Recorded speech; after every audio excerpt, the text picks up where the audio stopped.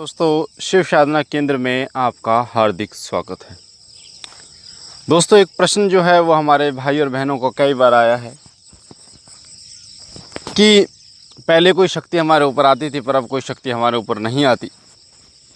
कोई भी शक्ति हो, पहले वो आती थी, पहले वो महसूस होती थी पर अब वो महसूस नहीं होती। इसका क्या कारण है? तो आज की जो वीडियो है, आज की वीडियो में मैं आपको इस प्रश्न का उत्तर दूंगा कि पहले शक्ति आपके पास आती थी, अब क्यों नहीं आती।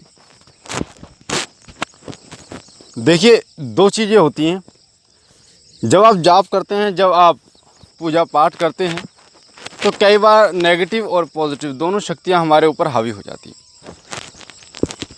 आपके शरीर में कंपन हो रही है, आपको ऐसा महसूस हो रहा है कि किसी की सवारी मेरे ऊपर आने वाली है, कोई मेरे शरीर में घुस रहा है, सांस सा ऊपर चढ़ने लगता है। तो हम सोचते हैं कि किसी देवता की सवारी हमारे ऊपर आ गई।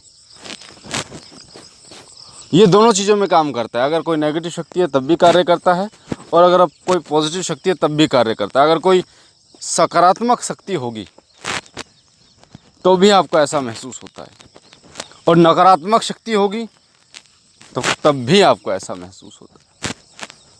अब सकारात्मक शक्ति है वो या फिर नकारात्मक शक्ति है, ये कैसे पता करें? तो इसे पता करने के लिए आप खुद इसका पता नहीं कर सकते। या तो कुछ लक्षण होते हैं, उन लक्षणों के माध्यम से आप पता कर सकते हैं, पर जो वो लक्षण होते हैं वो स्वप्न के माध्यम से होते हैं, सपने के माध्यम से होते हैं। और जब वो सपने के माध्यम से लक्षण आपको दिखाई देते हैं, जैसे देवी देवता आपको दिखाई दे रहे हैं या कोई भूत प्रेत आपको दिखाई दे रहे हैं, आप ऊपर से गिरते हुए आपको ऐसा लग रहा है आपके पीछे कोई मारने के लिए भाग रहा है, कोई जानवर आपको खाने की कोशिश कर रहा है, या फिर आप पानी में, नदी में डूब रहे हैं, आपकी सांस बंद हो गई है, ऐसे सपने जो आपको आते हैं, उन सपनों का अर्थ समझने में आपको समय लगता है या फिर आप समझ नहीं पाते।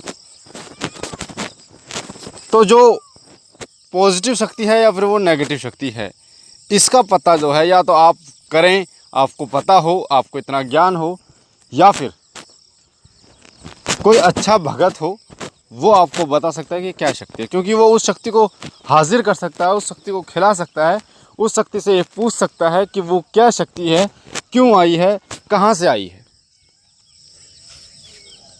और जो प्रश्न है कि पहले वो शक्ति आती थी पर अब नहीं आती, एक वाकया हुआ अभी कुछ दिन पहले की बात है। हमारा एक जानने वाले हैं, और उनके साथ क्या हुआ, उन्होंने एक गुरु बनाया था, और एक गुरु बनाया तो उन्होंने उनको सेवा दी। सेवा उन्होंने की तो कुछ गुरु और उसके बीच में, यानी शिष्य के बीच में थोड़ी आपसी मतभेद हो गया, यानी कि जो शिष्य है उसने गुरु के पास जाना छोड़ दिया। तो जब वो पूजा करता था तो उसके शरीर में कंपन आती थी। जब वो पूजा करता था उसको ऐसा महसूस होता था कि उसका सांस ऊपर को चढ़ गया है और कोई शक्ति जो है वो उसके ऊपर हावी हो रही है। तो जब ऐसा उसको लगता था तो वो सोचता था कि किसी देवता की सवारी आने वाली है। और देवता कौन? जो अच्छा देवता, यानी सकारात्मक देवता, जो उसकी पूजा पाठ से प्रसन्न हुआ। पर जब वो किसी भगत के पास गया था तो उस भगत ने उसे बताया कि तेरे ऊपर जो है वो वीर बुलाकी है। अब उसके ऊपर कैसे आया वीर बुलाकी? तो उसने बताया, तेरा जो गुरु है, उसके जो गुरु वाल्मीकि थे, तेरा जो गुरु है, तेरे गुरु ने तेरे ऊपर उसको छोड़ दिया है। अब क्यों छोड़ा है? क्योंकि तेरे गुरु ने तेरे को धोखा दिया है। जो शक्ति तेरे को देनी चाहिए थी वो तो दी नहीं है, और कोई और शक्ति तेरे अंदर भर दी गई है। तो फिर उस भगत ने क्या किया, उस शक्ति का, क्योंकि जो वीर बुलाकी थी उसके ऊपर, क्योंकि उस टाइम पे दरबार में भी वो शक्ति हाजिर हुई थी, वीर बुलाकी, और उसने बताया था सारा भेद। तो उसने, भगत ने उसको उतारा किया, क्योंकि ये जो शक्ति है एक ऐसी शक्ति है बहुत आसानी से नहीं मानती। इसको उतारा करना पड़ता है। ऐसे नहीं आप मार फटकार के इसको हटा दोगे। बड़ा जिद्दी देवता होता है। और फिर उतारा किया। उतारा करने के बाद, क्योंकि बाबा वीर बुलाकी का जो उतारा है वो जमुना के घाट पे जाता है, जमुना के किनारे पे जाता है। और मैंने एक वीडियो भी बनाई थी जिसमें शिव कृपा जो हमारा चैनल है, उतारे की, माता काली का उतारा, बाबा वीर बुलाकी का उतारा कि कैसे किया जाता है। अब उस व्यक्ति के ऊपर बाबा वीर बुलाकी था। और मैं बाबा वीर बुलाकी क्यों कह रहा हूँ, क्योंकि शक्तियों का कभी अपमान नहीं करना चाहिए, शक्तियों को सम्मान देना चाहिए। आपके साथ तो गलत नहीं किया ना, इसीलिए। तो जब उसका उतारा हुआ, जमुना के घाट पर जो सामान था वो रखा गया, तो उसके ऊपर वो कंपन बंद हो गई। जो शरीर में ऐसा लगता था कि कोई शक्ति प्रवेश कर रही है, सांस ऊपर चढ़ जाता था, हाथ जो हड्डियां से निकल जाती थी, मतलब ऐसा लगता था कि जैसे एक शक्ति का अनुभव होता है कि कोई शक्ति हमारे शरीर में प्रवेश कर रही है।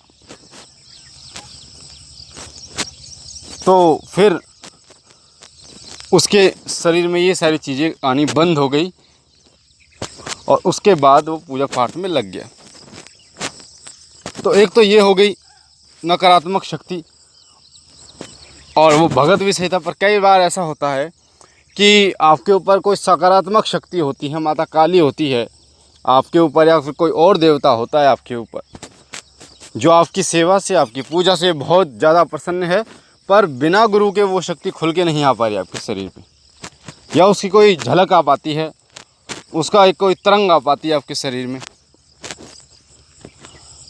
और फिर हम और आप क्या करते हैं, उस शक्ति के बारे में जानने के लिए, जो अनुभव आपको होते हैं आपके शरीर में, कि ये अनुभव मुझे क्यों हो रहे हैं, मेरे शरीर में कंपन क्यों हो रही है, उसके बारे में जानने के लिए आप जाते हैं किसी भगत के द्वारा, वो चाहे किसी का भी भगत हो। तो दुनिया में अच्छे और बुरे लोगों की कमी नहीं, अच्छे भी भगत हैं और बुरे भी भगत हैं। जो लोग शक्तियों को देख पाते हैं, जो लोग शक्तियों को महसूस कर पाते हैं, वो लोग चाल भी खेल जाते हैं। अगर अच्छा भगत है तो आपकी शक्ति को खोल देगा, अच्छा भगत है तो आपको रास्ता दिखाएगा कि आपको गुरु धारण करने की आवश्यकता है, उसके बाद आपको सेवा दी जाएगी, उसके बाद आपको गुरु मंत्र दिया जाएगा। पूरा एक प्रोसेस बताता है, तरीका आपको बताता है कि क्या करना है। पर कुछ लोग जो ऐसे होते हैं, भगत ऐसे होते हैं कि जो शक्ति आपके ऊपर आ रही थी उस शक्ति को बांध देते हैं। वो शक्ति को नहीं बांधते, वो आपको बांध देते हैं, आपके शरीर को बांध देते हैं, आपके शरीर में बंधन कर देते हैं। वो शक्ति फिर आपके शरीर पे नहीं आती। अब ऐसा वो क्यों करते हैं, कई लोगों का ये मानना है कि वो इसलिए करते हैं कि ताकि कोई और भगत ना बन जाए, या फिर वो शक्ति है उसके पास ना जाए, लोग की भीड़ जो है वो उसके पास ना चली जाए। ये कई लोगों को चिढ़ होती है। और कई लोग अगर किसी के ऊपर पितर आते हैं तो पितरों को भी बांध कर अपने पास रख लेते हैं, क्योंकि जो भगत होते हैं, ये तांत्रिक होते हैं, ये लोग शक्तियों को देख पाते हैं, ये लोग शक्तियों को महसूस कर पाते हैं, पर आम इंसान इन चीज़ों को महसूस नहीं कर पाता। तो जिन लोगों के साथ ऐसा हुआ है, शक्ति आती थी अब नहीं आती, तो वो दोनों तरीके से है।